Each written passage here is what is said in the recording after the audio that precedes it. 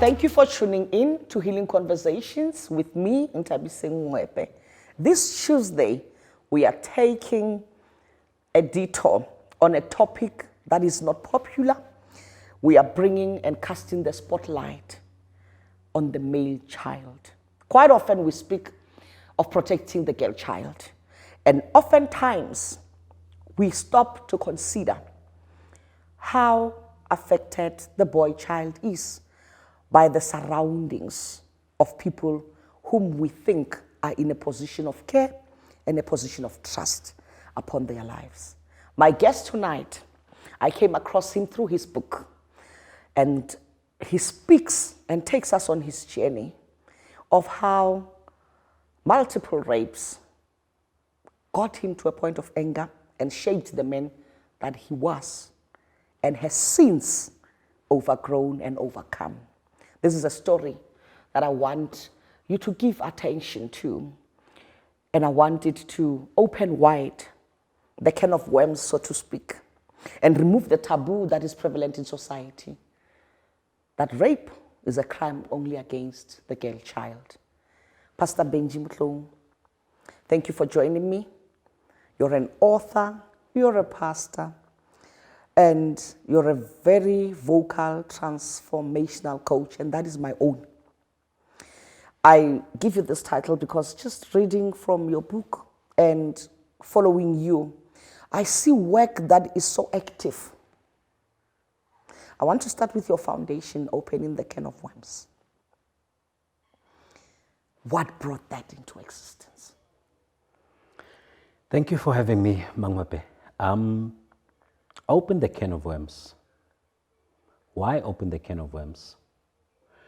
We are a society that is walking around looking all beautiful like yourself and me, but we're bleeding from inside. Wounded. Because I'm a man of God, because I minister the word to people, I cannot be seen vulnerable. Yet there are issues within me. Because I'm a breadwinner, because you are a mother, single mother, because you are a community leader. Yes. You don't want people to see you bleeding. Unfortunately, that bleeding catches up with you.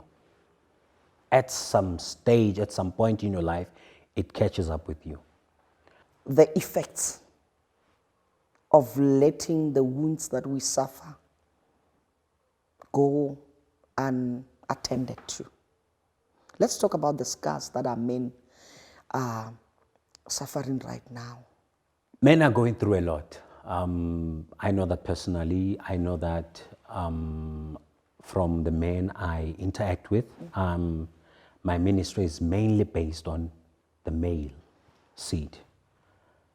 Men have gone through a lot, especially since their childhood. In fact, most men who are behind bars today, most men who are 6 feet under the ground due to suicide, most men who died of heart attacks, were actually wounded while they were just boys. They hid this pain, but it caught up with them in the marriages. It caught up with them in the ministries. It caught up with them in their parenthood. And society has not really been helping. You just mentioned Munna Kyunku. Unfortunately, that Munna Kyunku is the reason why prisons are filled up with men. It's the reason why we have femicide. I'm not saying the reason why we have femicide is because I'm not justifying, the killing of women, but I'm saying most of the perpetrators of femicide are people who were wounded some time ago, 20 years ago, 15 years ago. We did not pay attention. When I tell you of something that I read about, it doesn't make sense. But when I tell you of something that I have lived, I speak it from my heart. And this is something that you speak about because it's all so familiar to you. Let's talk about anger. Now I want you to take me through your own anger. Your book documents a lot, and I'm going to deal specifically with some chapters that I've picked up on in reading the book. Where did the anger start? What a profound question. Very crucial question, though. Anger started when things were happening funny. I was raised by my aunt, my mother's old sister, and that's because my parents would go and work. My mom was a vendor and my father was working for a dairy company, so they didn't have time to look after us. So they sent us to my aunt's place, who raised us after my grandfather passed away. So being the only boy, being the only male amongst females, I was exposed to nudes. Women would walk around naked in front of me. We lived in a two-room house, bedroom, kitchen. There was no privacy. They would walk around naked in front of me. Can you imagine what that does to you? You know, being a boy from the age of 6.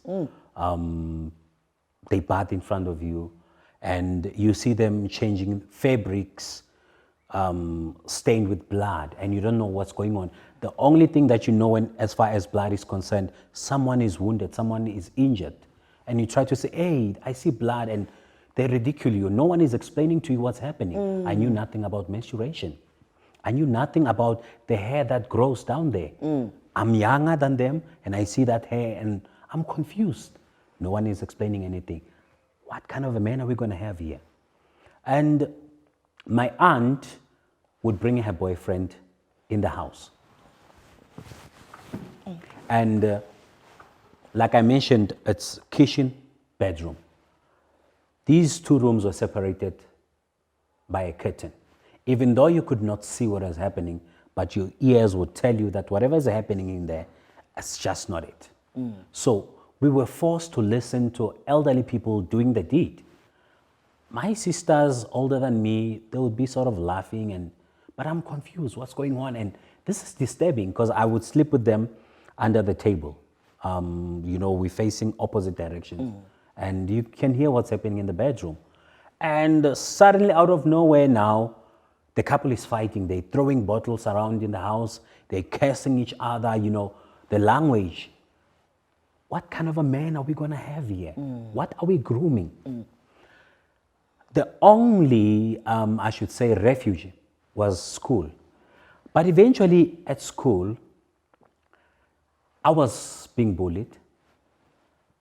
You know when you are the smartest but the poorest. I never had school shoes. I never wore school shoes my entire primary.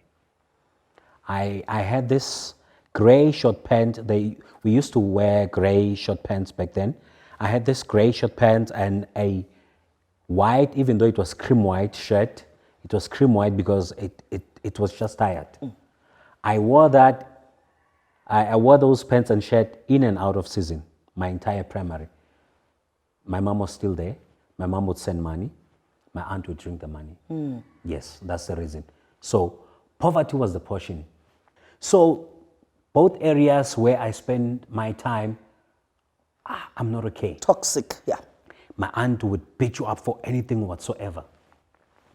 You know, sometimes after the boyfriend beat her up, she takes the frustration out on us, especially me being the male figure. Okay. All right. Fast forward, here we are going to high school now. Now we're going to stay with my parents. At least we've grown up now. I'm a teenager. We live in the area to stay with my parents. And here we are, staying with my parents. And I realize at home we have your VCR, we have color TVs. There's a tech shop at home. And I'm thinking, I lived in that poverty while my parents were enjoying themselves here. Yes. There was this internal anger. I never really confronted them. But I was angry that they left us to be abused physically, emotionally, and in every other way, and in that poverty while they were enjoying themselves here. A sense of abandonment. Yeah, they abandoned us. Thank you very much. I was so angry. Now here I am where you are told, open the fridge, take whatever you want. But where I come from, my aunt would lock up the cupboard. She would lock up the cupboard and go away, give the key only to her children. What's happening here? It took me a lot of time before I could be comfortable enough to be say, okay, this is my home. My mom says I should do myself breakfast. I didn't understand because I was not used to that. There was this internal anger within me, okay? But I hid it. We go into the man. As time kept on going, everybody at home started dying one by one, year after year. It got to a point we left with my father after my mother had passed away. And your mother passes away 3 years after your sister. Yes. As you mentioned, you know, people are dying. And you know the role of a mother. Mother dies. The natural. My sisters, you know, I was hoping we'd grow up together and graduate together and everything else. Now they're dying. Their children are dying. Okay, here we are left with my father. My father says, my kids, I promise you, I'm going to take care of you. I know your mother is not here, but I'm here. He's no longer the man he used to be when my mother was there. He's not there financially, he's not there emotionally or any other way. Instead, my father is now changing women like socks. They're coming in and out of the house. Within 2 months after my mother's burial, what is that doing to you? And I'm the only boy child. You ask for money, you need to do something school related. I don't have money. Come month end, you see him with these women holding plastic bags, going to their houses, taking care of them and their children. He's no longer available on any level. He was present but unavailable. There's a chapter I mentioned there. Present but unavailable father. Present, unavailable father. What is that doing to you? And there's a boy that is growing up to be a man. No father and son relationship. You're going to get married. How are you going to know how to deal with marital issues? How are you going to know how to deal with issues that men have, you know, come across when there's no father and son relationship? And how are you going to deal with women? Because fast forward to, you know, years later in your life, women form the concrete substance of the anger that you now have. Yes, you've been through some hectic stuff growing up, but now engagement with women make a turning point where the anger now becomes about, I don't want any women near me. Women I regard as this. Women I regard as this. Let's talk about the violation of trust by someone who could have been a mother to you but chose not to be.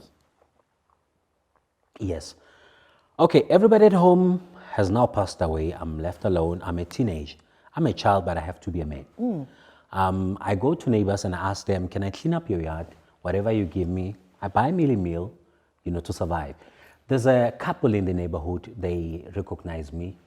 They bring me closer. I help them with home chores. They send me to town to buy groceries, to pay bills for them. The husband is working outside town. He comes at least once a month. So I spend most of the time with the wife. I'm like the child of the household, okay? On this particular day, I was coming from town to buy groceries for her. I knock at the door and she says, come this side. I open, and as I approach the sitting room area, I realized that the bathroom door was open, completely open, and there she was completely naked, applying lotion on her body. I'm a child, I'm a male.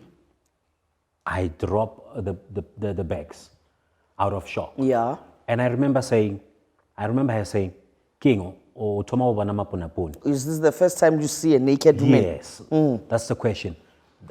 I took off. I ran home, and she tried calling me. I would not pick up the phone. She had bought me a cell phone. Back then, a cell phone was the big deal. I would not pick up the phone. She would buy me clothes, awesome brands. You know, back then there were these stores that are not here anymore, Smart Centers, BGs, and so forth. That's where I was getting clothes from. She was taking care of me. After 2 days, on the 3rd of January, she comes to my house in the evening. She knocks at the door. I don't respond. She keeps knocking. I decide, let me switch off this phone because she's going to call me and realize I'm in the house. And she says, I know you're in there. I'm sorry, I didn't mean to scare you. You know I'm your mom, you're my son. I'm sorry. And I could hear her crying. I felt a remorse as she cried. And I went to open the door. And when I opened the door, I could see that she's literally crying. And I was glad that I got it all twisted. And I was happy that my mother is here. It's back. My mom is back. Yeah. This is not the person I saw 2 days ago. And she hugged me as she was crying somewhere and apologizing. I hugged her back. I hugged my mother back, Mangwepe. And as we let go of each other's arms, that's when she kissed me. Now, this was not a mother to son kiss. This was, yes, this was a boyfriend and girlfriend, husband and wife. Now, in the process of me trying to let her know that I didn't sign up for this, she was all over me. She was on my neck. She knew which buttons to press. This is what I love. When I started with the ministry of Open the Can of Worms, a lot of men would be saying, hey, what are you talking about? You scored, Baba. You can't say you were raped by a woman. I mean, before intercourse takes place, there needs to be an erection. And I love that argument, because that's when you start teaching them. And that has actually made me realize that a lot of men were abused at some stage in their lives. They thought they scored until it catches up with them. A lot of men I'm working with now, they started realizing now that they were abused. That's why they behave the way they do. I was forced into an erection. My flesh acted against my will. My flesh did its own thing. Because this woman... It responded. Yeah, it responded to what was happening. Yes. She knew which buttons to press. I observed a woman old enough to be my mother entertaining herself with my body. And I remember when she was done, she said, don't worry, it feels awkward first time, but you'll get used to this. She was preparing me for... Yes. There's more to come. There's more to come. And she left. As she closed the door, I ran after her. I locked the door, but it was too late. I felt so dirty. I took a bath. I felt dirty. I don't know how many times I kept on bathing. I felt dirty. The flashbacks. I don't even know what time did I manage to get to sleep. On the next day, she fetched me. We went to her place. I remember how numb I was. We went to a place. We were sitting opposite, looking at each other on the couches. And she said to me, you're not a boy anymore. You're a man. In fact, you're more of a man than my husband is. And if you continue to give me the pleasure I got last night, I will take care of you even more than I have been taking care of you. And I always tell this.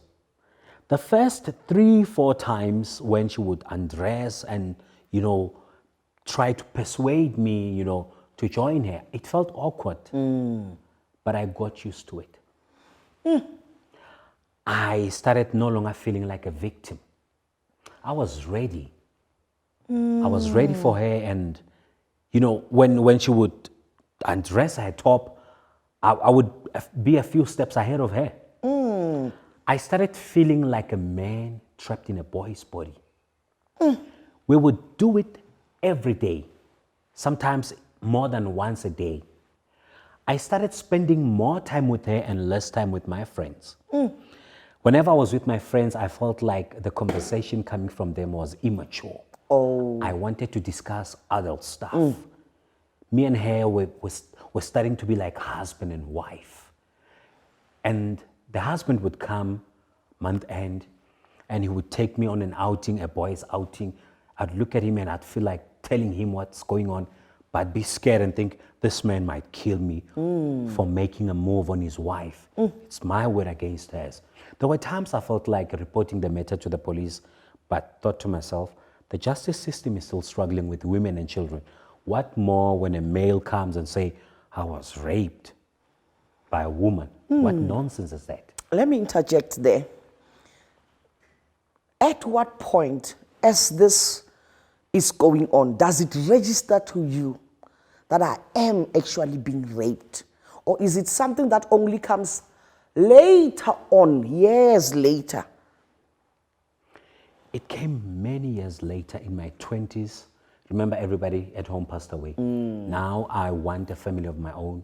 I need to date somebody and marry them. I would date a lady 2-3 weeks and I would dump her. I would dump ladies, not even sexually interested in her. And I'd just tell her, you know what, it's not going to work. You know why? Whenever me and her would have a conversation, what came out of her mouth sounded immature. The spirit was following me. I struggled dating women my age. At work, where I worked, old women, old enough to be my mothers, they would come and have marital issues, discussions with me. And they started flirting with me and wanting to have the sexual relations with me. They knew nothing about what happened. What happened at another province. I'm now in Gauteng. They knew nothing about that. The spirit is following me. The thing about the spirit is that you can go to the United States of America and leave Africa. It goes with you. It will find someone in that country who will do its dirty work. That was the case with me. And eventually I got married. I found the one, so I thought. Unfortunately for me, I married someone who also had her own hidden shameful pain.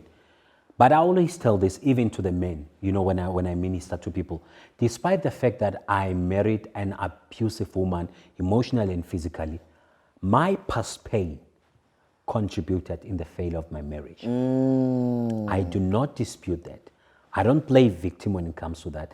We just happen to be two people coming from, painful backgrounds, and we came together and boom, it became a bomb. How crucial is it that one must heal from the past traumas of their lives? That is the number one crucial thing to heal. I learned the hard way. It was after I got depressed in my marriage. Then I attempted suicide 3 times. I had to go to a psychiatric ward. You're trying to kill yourself, you're crazy, something needs to be done. It's only then that I realized that I had been suppressing the boy within me. There's a boy within every man. I don't care how old you are. There's that boy inside, and in most cases, he's wounded, bleeding.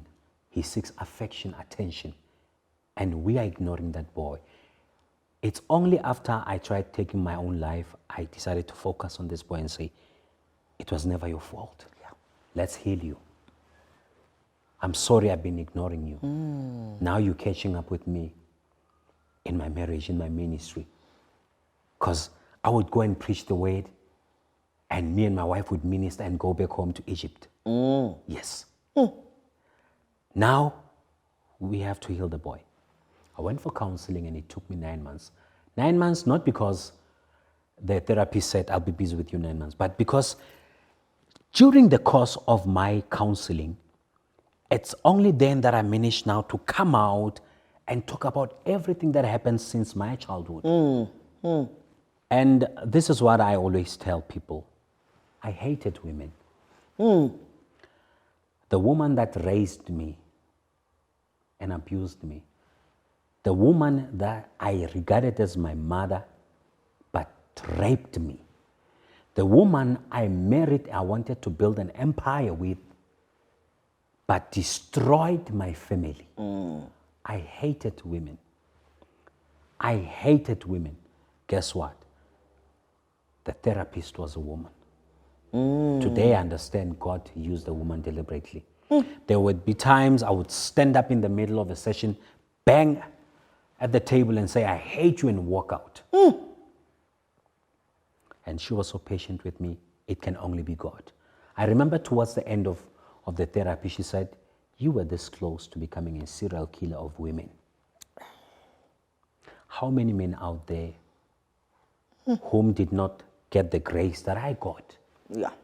How many out there who were exposed? I remember while doing prison ministry, some of the inmates would say the same thing. They grew up seeing their aunts, mothers, and big sisters walking around naked in front of them, And that made them believe that they have a right to access any woman's nakedness. How many men out there who went through what I went through, but the grace, they're behind bars, they're 6 feet under the ground. I'm speaking to Pastor Benjy Motlong, and we're tackling the crucial issue of healing from one's past traumas in order to transform and reform the male child into the man that can be a leader in society, into the man that can be a priest, into the man that can father within communities. I want you to join us for part 2 of this conversation as we are opening up a can of worms, so to speak. I have no doubt this is one of the most challenging conversations that we are having on Healing Conversations. But it is time that as society, we be frank, we be open as to the wounds that we are letting our male childs carry that have now proven to be a cancer in the society that is South Africa. Join us next week, Tuesday, for part 2 of Healing Conversations with Nthabiseng Mwepe.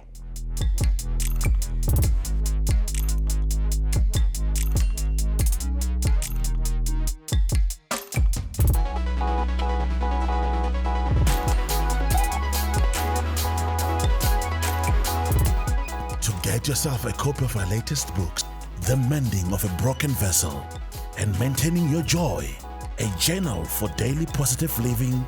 Visit a bookstore near you.